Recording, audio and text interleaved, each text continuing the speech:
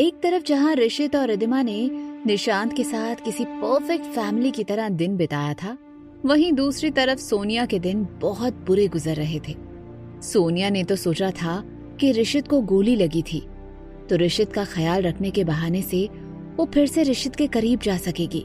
लेकिन हॉस्पिटल में उसकी ऋषित से बात हुई और उसके बाद ऋषित उससे मिलने से इनकार कर रहा था। उसने अरोड़ा मेंशन में भी जाकर ऋषित से बात करने की और मिलने की कोशिश की, लेकिन ऋषित ने उससे मिलने से इनकार कर दिया था। और अब निर्मला की किसी दोस्त ने ऋषित और रिद्धिमा को निशांत के साथ अम्यूजमेंट पार्क में देखा था, तो निर्मला ने इस बात पर हंगामा मचा रखा था। निर्मला सोनिया पर गुस्सा होते हुए बोली, सोनिया कुछ करो, वरना वो ऋषित तुम्हारे हाथ से हमेशा के लिए निकल जाएगा और हम सड़क पर आ जाएंगे। मेरी दोस्त ने खुद अपनी आंखों से ऋषित, रिद्धिमा और निशांत को अम्यूजमेंट पार्क में एंजॉय करते देखा था। सोनिया की आंखें भर आई और वो बोली, मैं क्या करूं माँ, मुझे तो कुछ समझ में ही नहीं आ रहा। ऋषित तो मुझे माफ करने को तैयार ही नहीं है।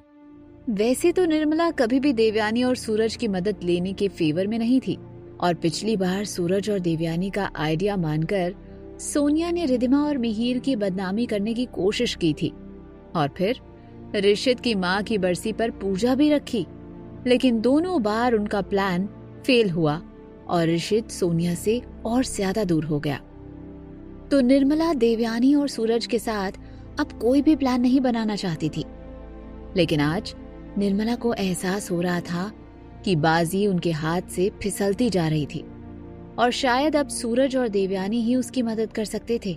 इसलिए निर्मला ने कहा, मुझे लगता है हमें देवयानी जी और सूरज से मिलना चाहिए। इतना कहते ही निर्मला ने देवयानी को फोन लगा दिया।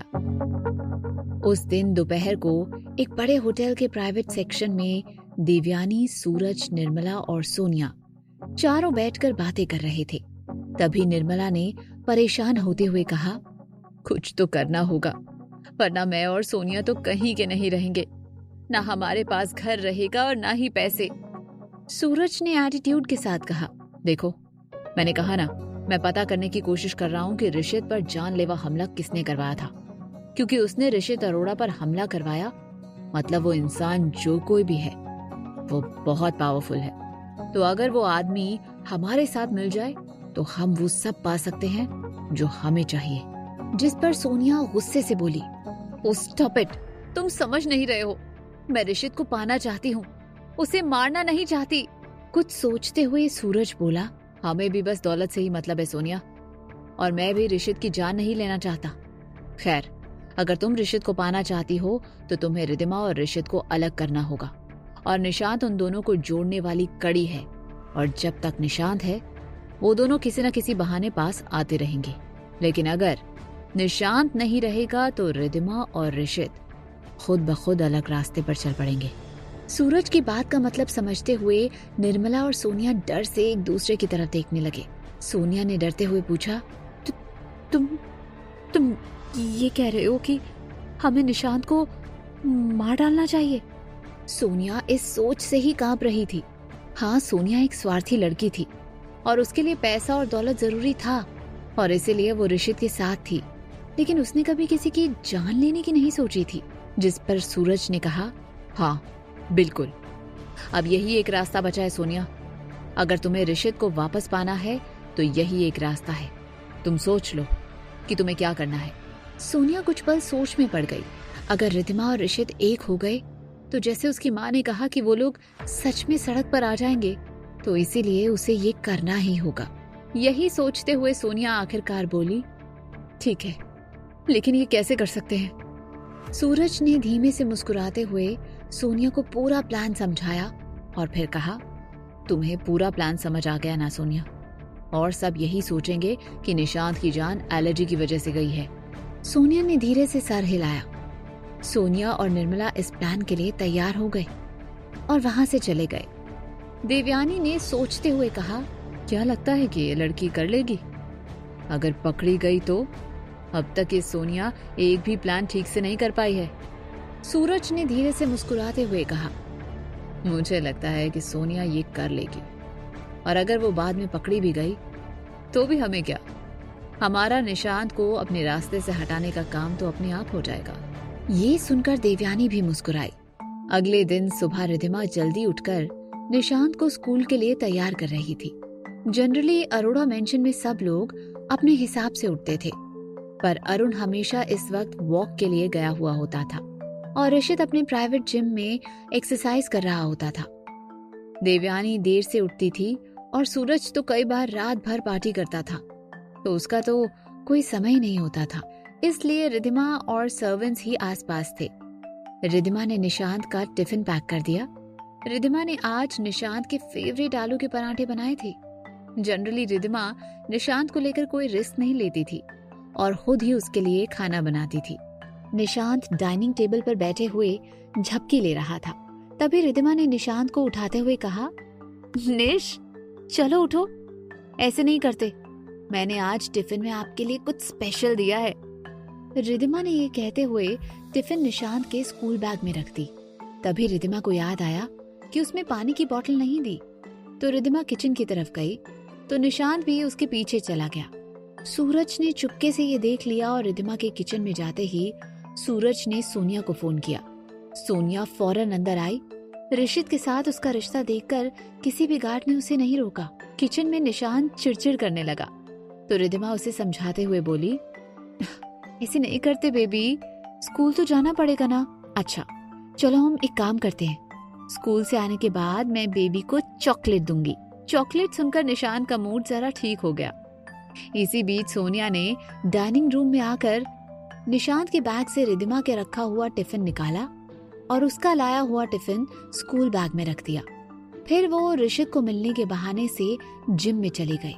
दूसरी तरफ रिधिमा ने फिर से निशांत का स्कूल बैग चेक नहीं किया और उसे स्कूल ले गई।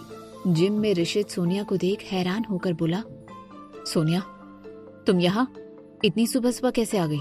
सोनिया कुछ पल मुंह फाड़े ऋषित की बॉडी को देखती रह गई। आंखें सिकुड़ते हुए ऋषित ने सोनिया से फिर से पूछा, सोनिया मैंने तुमसे कुछ पूछा? सोनिया ऋषित से लिपटते हुए बोली, ओह बेबी तुम तो बहुत हॉट लग रहे हो। ऋषित फौरन सोनिया से दूर हुआ और बाहें चढ़ाते हुए उसे देखने लगा तो खुद को संभालते हुए सोनिया बोली, बेबी प्लीज मुझे माफ कर दो, तुम और कितने दिन मुझसे नाराज रहोगे? ऋषित ने साफ लफ्जों में कहा, सोनिया मैं जानता हूँ तुम मुझसे बहुत प्यार करती हो और तुमने मेरा बहुत साथ दिया है, लेकिन मेरी वजह से तुम किसी और को या रिधिमा को हर्ट करो ये सही नहीं था और उसके लिए मैं तुम्हें माफ नहीं कर सकता। लेकिन एक दोस्त होने के नाते जब भी तुम्हें मेरी जरूरत पड़ेगी मैं तुम्हारे साथ रहूंगा। और फिर तुम्हारे लिए जो मैं कंपनी शुरू कर रहा हूँ वो तुम्हारा सपना है ना, तो उसे पूरा करने में मैं तुम्हारी मदद कर रहा हूँ। लेकिन जो घटिया हरकत तुमने रिधिमा के साथ की, तुम्हें उसके लिए माफ करना मेरे लिए इतना आसान नहीं है। ये सुनकर सोनिया रोने का ड्रामा करते हुए वहां से निकल गई। वैसे भी जिस काम के लिए वो आई थी वो तो हो गया था। रिधिमा निशांत को स्कूल छोड़कर अरोड़ा मेंशन वापस आई। फिर नाश्ता करके वो अपने काम में लग गई। ऋषित भी ऑफिस के लिए निकल गया। थोड़ी देर बाद निशांत के स्कूल से रिधिमा को फोन आया कि निशांत की तबीयत खराब हो गई थी और वो लोग उसे हॉस्पिटल ले जा रहे थे। रिधिमा के पैरों तले जमीन ही हिल गई थी और वो रोते हुए अरोड़ा मेंशन की लिविंग रूम से होकर जा रही थी कि तभी अरुण ने उसे रोते हुए देख पूछा, रिधिमा बेटा क्या हुआ? रिधिमा ने रोते हुए कहा, अंकल निशांत की तबीयत खराब हो गई है और स्कूल वाले उसे हॉस्पिटल ले गए हैं। अरुण भी परेशान होते हुए बोला, हे भगवान ये क्या हो गया, मैं भी चलता हूँ तुम्हारे साथ। देवयानी और सूरज ने भी परेशान और हैरान होने का दिखावा किया। फिर अरोड़ा मेंशन से सभी हॉस्पिटल के लिए निकल गए। कार में बैठते ही अरुण ने फौरन ऋषित को भी इन्फॉर्म कर दिया। ऋषित टेंशन में अपना सारा काम छोड़कर हॉस्पिटल के लिए निकल पड़ा। हॉस्पिटल पहुंचते ही रिधिमा ने रोते हुए डॉक्टर से पूछा, क्या हुआ निशांत को? डॉक्टर प्लीज मुझे बताइए। डॉक्टर ने कहा, शांत हो जाइए आप मैडम, मुझे लग रहा है कि उसे कुछ एलर्जी हुई है। क्या आपके बेटे को किसी चीज से एलर्जी है? रिधिमा ने फौरन जवाब देते हुए कहा, हाँ उसे मशरूम से एलर्जी है। डॉक्टर ने सर हिलाते हुए कहा, ठीक है, अच्छा हुआ जो आपने बताया कि उसे मशरूम से एलर्जी है। शायद उसने मशरूम का बना कुछ खा लिया होगा, पर आप फिक्र मत कीजिए, हम उसे ट्रीट कर रहे हैं। इतना कहकर डॉक्टर फिर से कमरे में चले गए। तब तक ऋषित भी वहां पहुंच चुका था। उसने देखा कि सभी लोग परेशान थे अरुण भी बहुत परेशान हो गया था। वो निशांत के ट्रीटमेंट के लिए बड़े से बड़े डॉक्टर से बात कर रहा था। देवयानी और सूरज चेहरे से ऐसे दिखा रहे थे कि वो भी निशांत के लिए बहुत परेशान थे, लेकिन दिल ही दिल में वो दुआ कर रहे थे कि उनका प्लान कामयाब हो जाए। और यही दुआ निर्मला और सोनिया भी अपने घर बैठे हुए मांग रही थी। अरुण ने सुहास को भी फोन कर दिया था और सुधा और सुहास भी वहां पहुंच गए। उन्हें देखकर रिद्धिमा को और रोना आने लगा। सुधा और सुहास किसी तरह रिद्धिमा को सहारा देने की कोशिश करने लगे, पर वो दोनों भी निशांत के लिए बहुत परेशान थे। सभी डॉक्टर के बाहर आने का वेट कर रहे थे। तभी डॉक्टर कमरे से बाहर आए और बोले, अगर आपको पता था कि निशांत को मशरूम से इतनी सीरियस एलर्जी है तो आपको ध्यान रखना चाहिए कि वो मशरूम ना खाए। उसने मशरूम खा लिया है, पर आप फिक्र मत कीजिए, हम ट्रीटमेंट कर रहे हैं। फिर डॉक्टर चले गए। रिद्धिमा की आंखों से आंसू बहने लगे तो ऋषित ने धीरे से रिद्धिमा का हाथ पकड़ा और कहा, कुछ नहीं होगा हमारे बेटे को। रिद्धिमा ने एक पल ऋषित की तरफ देखा और फिर उसके गले लगकर रोने लगी। ऋषित की भी आंखें नम हो गई थी। अभी बस कुछ दिनों पहले ही तो उसे पता चला कि उसका बेटा जिंदा है। उसने तो अभी तक अपने बच्चे के साथ ठीक से वक्त भी नहीं बिताया था। अभी तो उसे अपने बेटे का बहुत लाड करना था। नहीं, उसके बेटे को कुछ नहीं हो सकता। ऋषित की आंखों से भी आंसू की बूंदें गिरने लगी। तभी सुधा सोचते हुए बोली, लेकिन मुझे समझ नहीं आ रहा कि निशांत ने मशरूम खाया कैसे। निशांत को तो पता है कि उसे मशरूम से एलर्जी है और वो इतना बेपरवाह नहीं है कि वो मशरूम खा ले, और वो तो इस मामले में कोई शैतानी भी नहीं करेगा। सभी उसकी बात पर सोचने लग गए। ऋषित को भी याद आया कि जब वो पहली बार निशांत से दिल्ली में मिला था तो निशांत अपनी माँ को ढूंढते हुए निकला था और ऋषित ने उसे लिफ्ट दी थी, और जब निशांत को भूख लगी थी तो उसके लिए पिज्जा मंगवाया गया था। तो उस वक्त निशांत ने समझदारी से पिज्जा की टॉपिंग से मशरूम निकाल कर खाया था। वो याद आते ही ऋषित सुधा की बात से अग्री होते हुए बोला, आप सही कह रही हैं सुधा आंटी, निशांत केयरलेस नहीं है और ना ही वो ऐसी शैतानी में मशरूम खाएगा।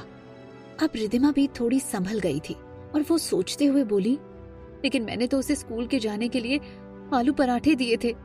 निशांत की स्कूल टीचर भी वही थी जो निशांत को हॉस्पिटल लेकर आई थी। तो ऋषित ने उनसे पूछा, निशांत ने स्कूल में कुछ खाया?